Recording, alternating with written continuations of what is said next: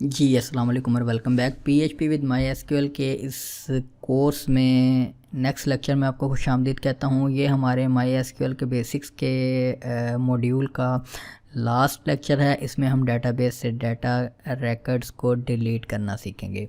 Delete करने के लिए हमने delete user dot P H P की फ़ाइल मैंने बनाई है और उसके ऊपर मैंने क्या किया है कि वही कोड यूज़ किया है जो हमने यूज़र डिटेल के पेज पर यूज़ किया था किसी स्पेसिफिक यूज़र की आईडी के अगेंस्ट उसका रिकॉर्ड फैच करने के लिए। और उसी तरह से डिलीट यूज़र डॉट पीएचपी के ऊपर हम आईडी चेक कर रहे हैं कि हम किसी स्पेसिफिक रिकॉर्ड को डिलीट करना चाह रहे हैं। कि आप देखें यहाँ पर यूज़र आईडी हमारे पास नहीं आ रही है यूआरएल में। तो यूज़र्स डॉट पीएचपी की फ़ाइल के ऊपर यहाँ पर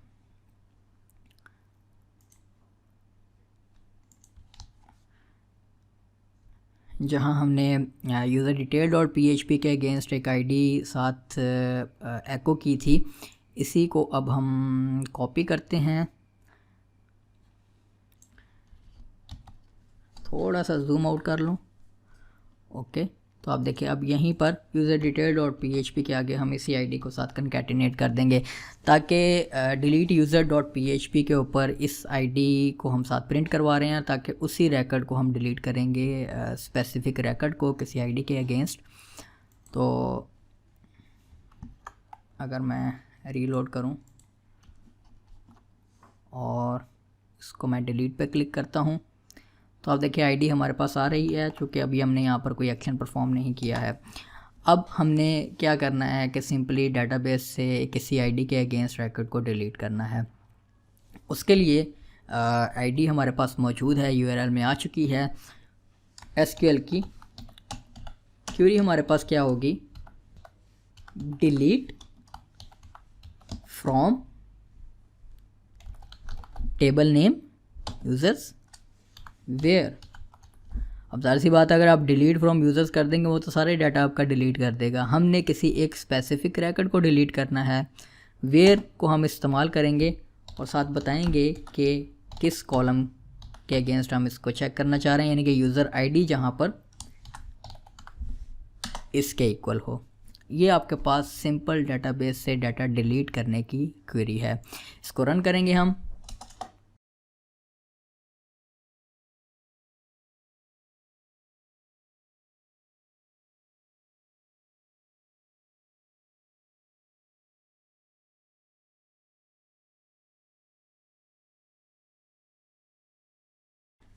ओके, तो ये बड़ा सिंपल सा टास्क है, छोटा कोड है, लेकिन काम इसका बड़ा है कि डेटाबेस से डाटा ही ये रिकॉर्ड डिलीट कर देगा।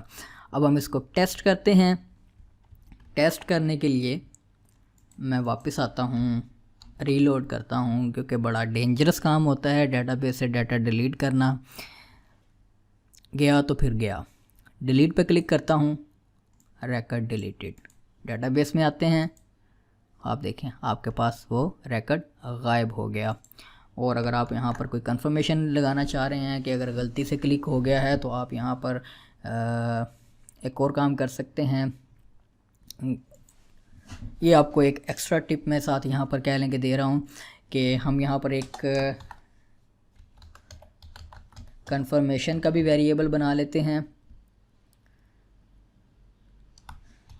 उसको भी हम गेट करेंगे, गेट के मेथड के ज़रिए।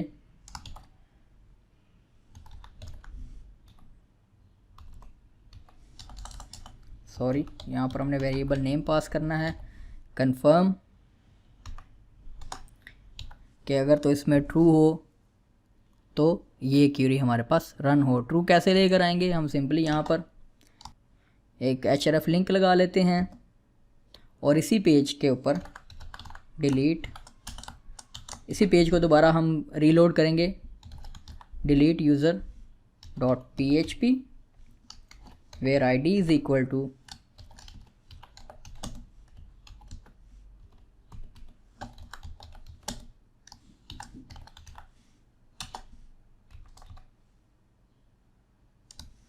और एक नया वेरिएबल हम अपने क्वेरी स्ट्रिंग में साथ इंक्लूड करवाएंगे, कंफर्म का कि अगर यूज़र वाकई क्लिक कर देता है, वाकई आप रैकेट डिलीट करना चाह रहे हैं, कंफर्म इज़ इक्वल टू इसकी वैल्यू सेट कर देते हैं ट्रू, कि अगर ये ट्रू होगा तो हम इसको चेक करवा लेंगे। और यहाँ पर सिंपली अगर यूज़र इस पर क्लिक कर देता है तो हम इसको रैकेट को सक्सेसफुली डिलीट करवा लेंगे। और यहाँ पर अब हम चेक करेंगे कि अगर तो कंफर्म की वैल्यू ट्रू है, यानी कि इज़ इक्वल टू ट्रू है, ये बेसिकली हमारे पास स्ट्रिंग है, स्ट्रिंग के अगेंस्ट ही हम इसको चेक करेंगे ट्रू, तो हमारी ये क्वेरी रन कर दो।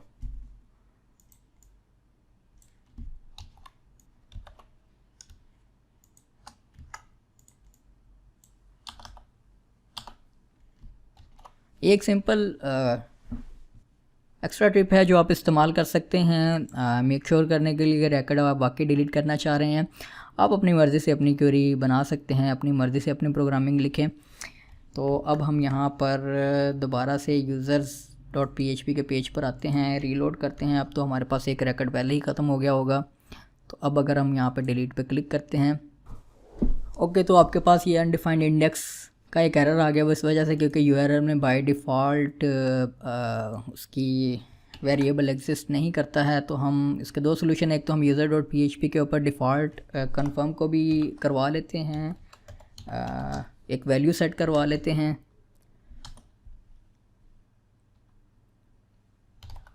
इसको हम कह लेते हैं डिफ़ॉल्ट में फॉल्स कर दो, और अदरवाइज़ अगर यूज़र क्लिक करेगा तो हम उसको ट्रू पे रिटर्न करवा लेंगे।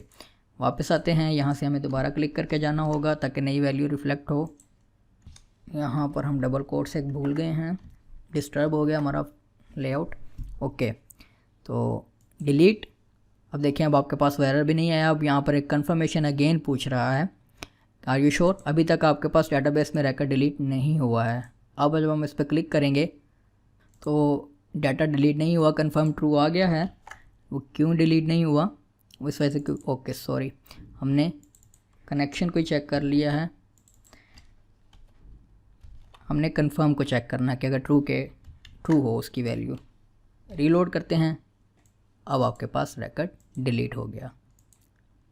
ओके, सो इस तरह से आप डेटाबेस से डाटा डिलीट कर सकते हैं डिलीट फ्रॉम के कीवर्ड को इस्तेमाल करते हुए। ये मैंने कुछ आपको एक्स्ट्रा वैसे ही बता दिया, आप अपनी मर्ज़ी से जो है वो चीज़ें प्रोग्रामिंग अपनी लिखें।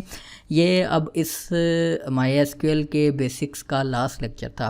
अब हम इसके बाद जो मॉड्यूल आपको इस कोर्स में मिलेगा उसमें PHP के कुछ एडवांस्ड मेथड्स को स्टडी करेंगे, जिनमें PHP से ऑब्जेक्ट ओरिएंटेड प्रोग्रामिंग का भी कॉन्सेप्ट आपको पहले क्लियर कर देंगे। उसके बाद कुछ एडवांस चीज़ें PHP की स्टडी करने के बाद हम अपने आखिरी मॉड्यूल की तरफ बढ़ेंगे, जो कि होगा एक फुल CMS या कोई एप्लीकेशन क्रिएट करना ऑब्जेक्ट ओरिएंटेड प्रोग्रामिंग को इस्तेमाल करते हुए। और इन्हीं सारे डेटाबेस ऑपरेशंस और जो PHP को हम पीछे पढ़ते आए हैं उसी सारी PHP के नॉलेज को इस्तेमाल करते हुए हम एक छोटी सी कोई CMS या छोटा सा कोई एडमिन पैनल टाइप चीज़ बनाएंगे, ताकि उसमें से हम एक रियल टाइम एप्लीकेशन को भी बनाना सीख सकें, सारी अपनी इस प्रोग्रामिंग के बेसिक्स को इस्तेमाल करते हुए।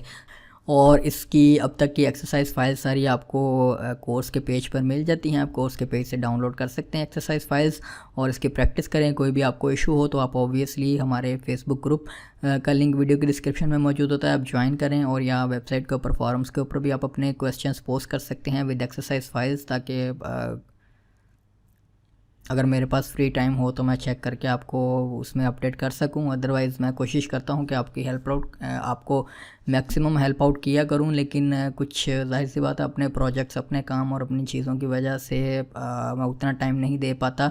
लेकिन मेरी कोशिश थी कि कम से कम आपके लिए लेक्चर्स क्रिएट करता रहूं, लेक्चर्स बनाता रहूं, ताकि आप सीखते रहें। और उसकी प्रैक्टिस के लिए आपको एक्सरसाइज फाइल्स वगैरह भी सारी साथ देते रहते हैं, ताकि आप उसकी रियल टाइम में प्रैक्टिस जो हमने कोड यहाँ पर लिखा है आपको मिल जाए, आप उसको यूज़ कर सकें। तो इस मॉड्यूल को यहाँ पर ख़त्म करते हैं और इंशाल्लाह नेक्स्ट मॉड्यूल में PHP के एडवांस मेथड्स को स्टडी करना शुरू करते हैं। नेक्स्ट मॉड्यूल तक के लिए, नेक्स्ट लेक्चर तक के लिए इजाज़त दीजिए। अल्लाह हाफिज़।